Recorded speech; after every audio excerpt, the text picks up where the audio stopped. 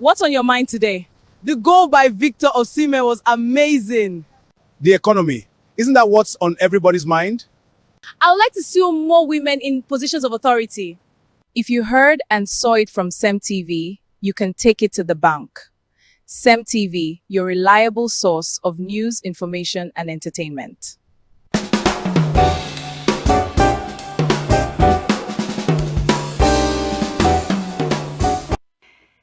So glad to still be here, right here on Zen TV Morning Pulse. In case you're just joining us, my name is Vera Philip. And as you can see, this big smile on my face, I'm super excited for the ladies I'm going to be mentioning this morning. It's been raining babies on social media with our favorite celebrities, both in the entertainment scene and in the influencing scene as well. And I am so excited. You know why? Because when it comes to birthing a child into the world, it gives fulfillment to a lot of women, not everyone, to a lot of women. And so when we finally see women who especially have been in search or have been in waiting seasons receive their bundle of joy, it is amazing, and you just can't help but also be excited for them. So I'm going to just be celebrating the women who have brought babies into this world this year. In short, in the last few months, I feel like next year we're going to be having a lot of babies celebrate their birthdays in the month of May, between the month of April and May.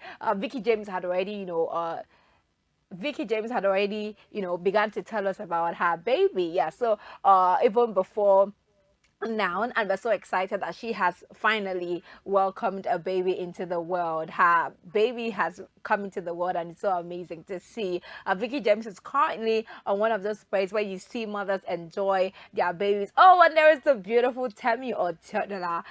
Temi looks so beautiful in pregnancy. I'm like, oh darling, you were so prepared for this. You're so blessed, looking so beautiful, yummy, and I know so well that this is going to be a yummy mommy. And Sharon Oja, I am specifically happy for Sharon Oja, because Sharon Oja has shared her journey to marriage and her journey even to childhood. I'm a huge supporter or follower of Sharon Oja, and seeing her journey through it all and seeing her have this beautiful baby at the end of the day is so good, so beautiful. She took her life private after a while, and then just come on social media. I mean, like, and also the trend of hiding the pregnancy until childbirth, that is also really beautiful. And then there is Indima Okoje. Indima Okoje has also shared her journey with fibroid, all those years with us, and it's been amazing to see how faithful, how prayerful, and even how patient she's been in her waiting season. And finally,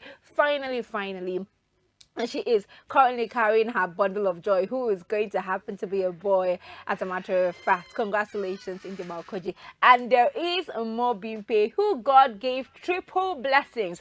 Mobimpe and Latif Adedemi, they welcome triplets. I mean, this can be a lot of things, but welcoming triplet at once is not something we see on a daily basis. So this is really God, blessing them and wiping away their tears. And you know what is most interesting about those women is the fact that they are all women who have been in a waiting season, either waiting for marriage or waiting for childbirth. And this year, God just decided to surprise all of them. I am particularly happy for them. So, Tammy, let's talk about the possibilities of these babies becoming besties, because I'm already matchmaking these babies together.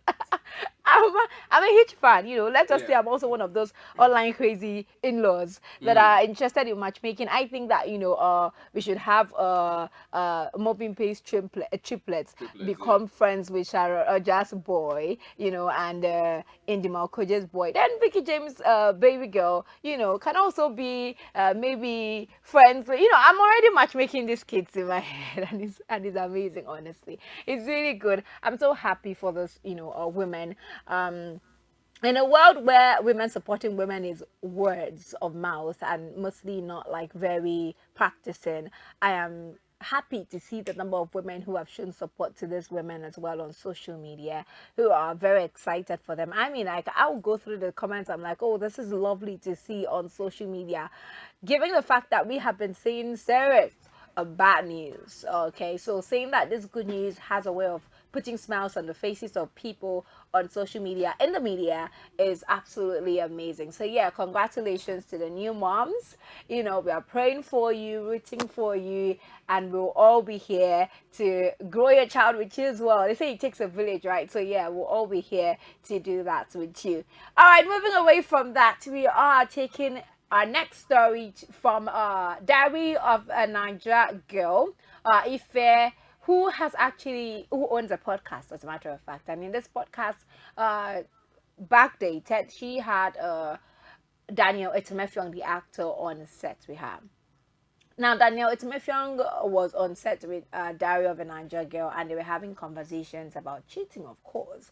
You know, and cheating has been a great conversation so far, you know, in the space, ever since the whole Frank Edogo and his wife cheating scandal did surface on social media. So, yeah, I can understand why this video got dug up at this point, because this interview happened a while ago, you know. Diary of a Niger Girl and Daniel Etimefyong sat to have this conversation a while ago. Now, I'm just going to let us enjoy this video. First of all, watch it, and then we'll come back. Of course, I'm going to get Tammy's take on this video as well. So stay tuned. I think your approach first should just be like, if someone messes up in a marriage, you should first come from a place of how can I help you? That should be the After you offended me, yes. how can I help you not to offend me? No, this is a problem. How can I help you out of this problem? And then wait first. Yes. Wait. I'm listening to you. Hold on. Yes. First thing. You didn't say Yes. second. You didn't say after you have dealt with your own. No, it's first of all, to deal, you have to come out of this problem that you are in first, because it's a problem. You are in a problem.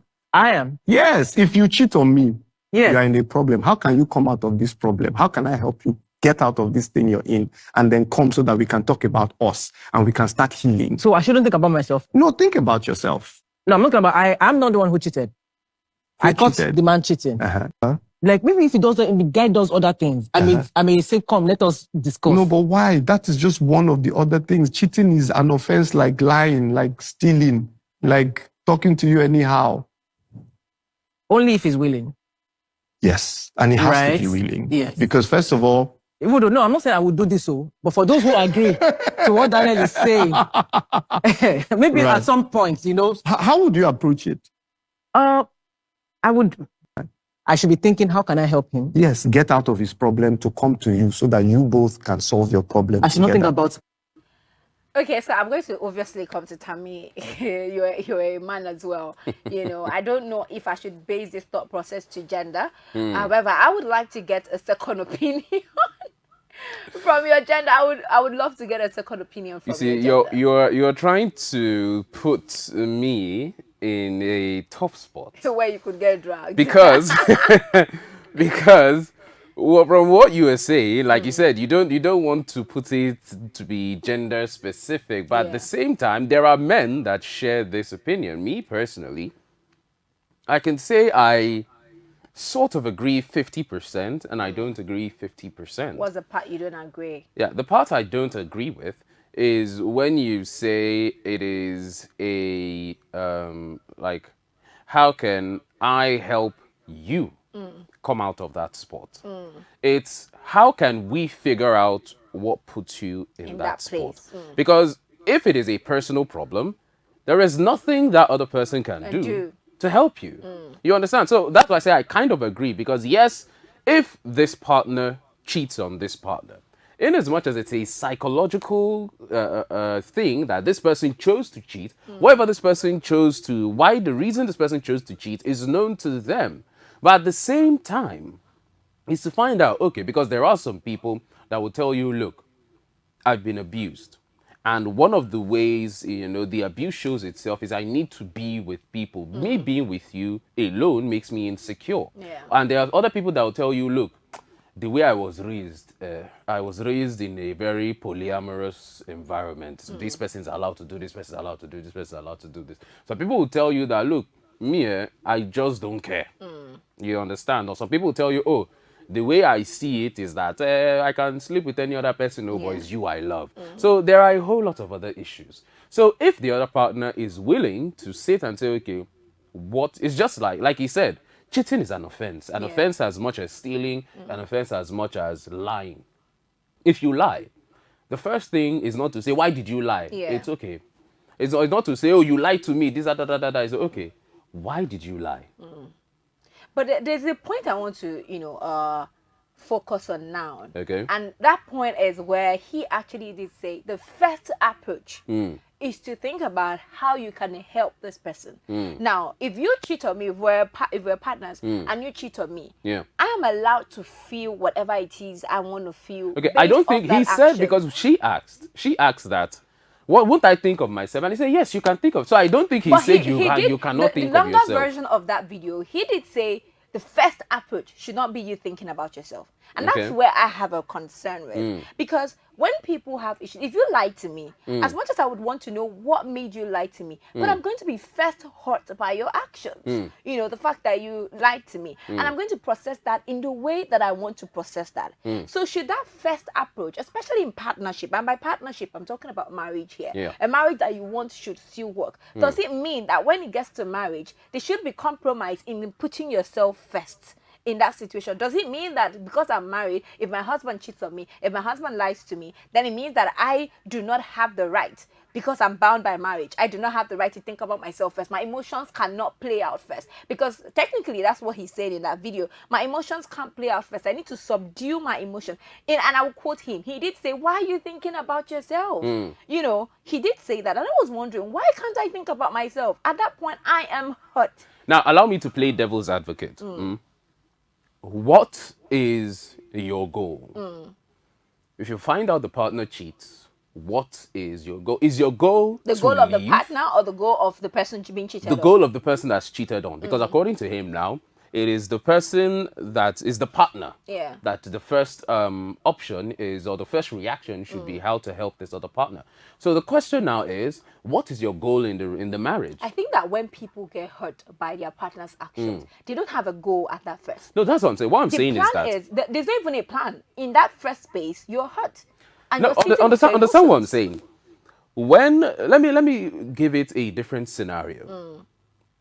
If you are thrown into a situation, like say for example, even when you go on TV, they'll tell you that it doesn't matter what happens, you're You have supposed to to keep keep smiling. composure. Yeah. You're supposed to. So they're not trying to tell you, look, you're not a human being, you're a robot. They know that as a human being, if something happens, you are meant to react in certain ways. But then why would they tell you that even if you see fire, even if you see snake, you're not supposed to react and show the world? So that's why I say, what is your goal?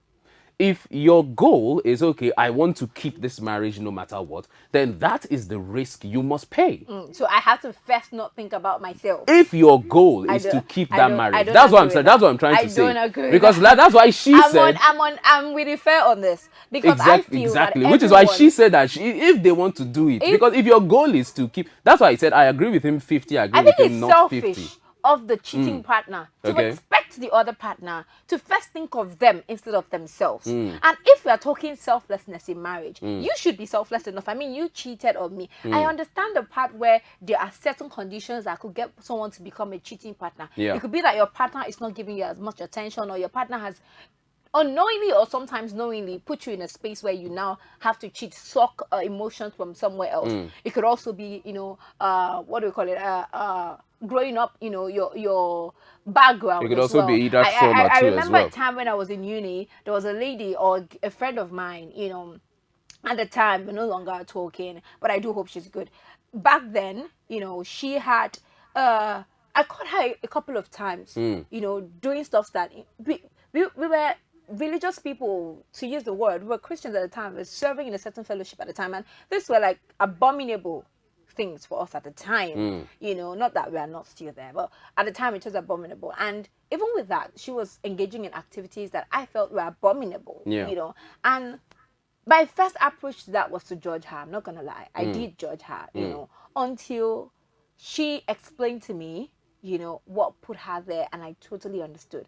Like background, what she has experienced, put her there.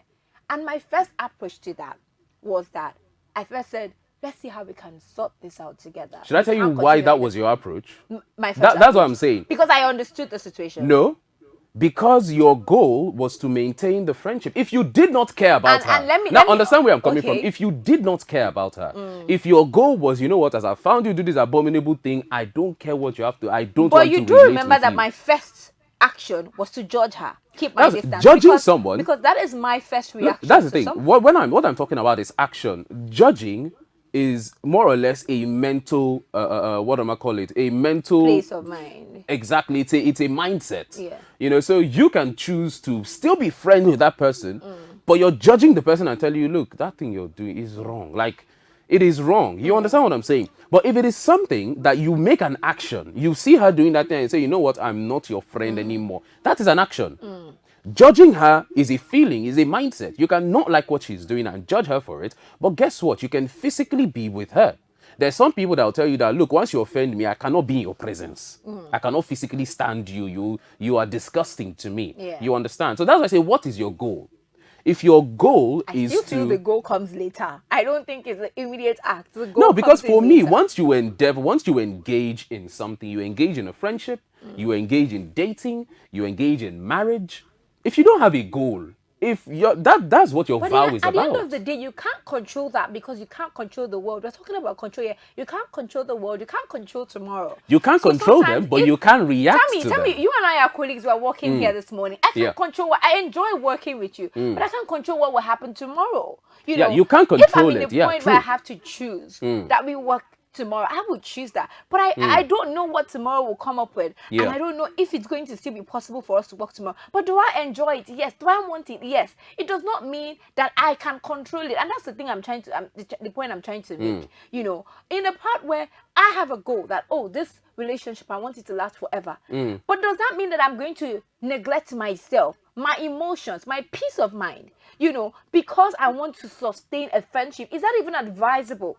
That because you want to sustain a marriage, it's just like saying my goal for marriage or for this marriage for us to last forever, and then you're being domestically abused in the marriage. Would your first approach be, let's see the goal, let's try to see exactly why it is you're doing this because I want to keep our marriage? Would that be your first advice to someone in such situations? Which is why I said earlier, I 50% agree with him and I 50% don't agree with him. The 50% where I don't agree with him is the sense that you throw away your own personal feelings about it. You understand what I'm saying? Which is why I said I 50% agree, because for a relationship to work, you both need to be in it. If he says, oh, I'm not going to cheat on you again, and you start giving him the cold shoulder all the while he's trying to show you he has changed, the relationship will not work. You understand what I'm saying? So what I'm saying is I agree with him in the sense that in as much as this is a cheating partner, the other partner still has a role to play to keep that relationship going. That's why I say I agree with him. But where I don't agree with him is him saying the other person will now have to throw away their feelings. Because in a situation where this person has been cheated on, this person has not been cheated on, and in as much as this person may want to try to, hold on to this person, and this person may as well be trying, she will have her feelings. And she can say, okay, you know what? I don't feel comfortable when you're not at home at night. I will want to call you. That's a feeling that you cannot set aside, because that feeling of, distrust has been established. So you telling me that, the person should do away with those feelings of betrayal, do away with those feelings of distrust, is what I do not agree with. But in order for this relationship to work, you need to then call the partner. Tell them, okay, look, let's say you've had your burst of emotions, you've expressed yourself, you guys have separated for a period to cool down. And then you guys come back together. You can now say, okay, look, now I can listen to you. I'm still upset with you, but now I can listen to you. What happened? And then the other person, if they are reasonable, will tell you, either yes, it was my error, I made a mistake, or no, this, that, this, that. And then this person can now decide to say, look, you have broken my trust in so way. Would you be okay with me setting so boundaries, doing that? Because of course the person is still considering themselves. So which is why I said, in order for that to work, you can't tell this person, don't consider yourself and try to consider this other person. Okay. So that's why I said I sort of agree with him, and at the same time, I don't agree But with him. we agree to disagree, disagree to agree, To and agree, exactly. on this table are those days where we don't do Yeah. any. No, but interestingly, this is the topic that a lot of people, especially young people who are trying to engage in marriage, people who have already been married for a long time, should get involved in, should try to dissect. Because at the end of the day, it is important for you to put a consideration on your partner as well. One of the conversations that have happened, or one of the things that seemed to upset people from that video, is the fact that he said first approach is for you to worry about the partner, the cheating partner, about what he sees that the partner has done and why the partner was in that place to start with. Now, if we are both selfless in our marriage, I believe personally that while the other person is thinking about, the person who's been cheated on is thinking about, oh, how do I help him? The person who cheated, who is reasonable, who also is, what word am I looking for? Remorseful over his actions, will also be thinking about the emotions of their partner. So in that way, it balances the equation. It really shows that both of you still care for each other. I am not in any way justifying cheating, but I'm saying that if both parties involved are selfless, and they're not worried, oh, because I cheated on you, you have the right to be angry, but I still want the treatment you give me, that is selfish. Or, okay, I'm the one who got cheated on, but then I need you to still give me the treatment you give me. That is also being selfish, which can work for you or not work for you. At the end of the day, choose a partner who will be selfless with you in every situation and at every time. And that's why we wrap it up on trending this morning, and also our segments. We're leaving the room now for Neil Surgery to come on with Bariswa and and Francis. Francis. Yeah, so last words before we go. Well, I will say this: do not cheat on your partner. That's just all I want to say. There is no after, there is no before. Just don't do it. Don't go through the stress of it. That's just my view. All right, thank you, Tammy. That's a wrap it Thank up. you, To have an Vera. amazing rest of your day. Till you see us on your screen again. Bye for now.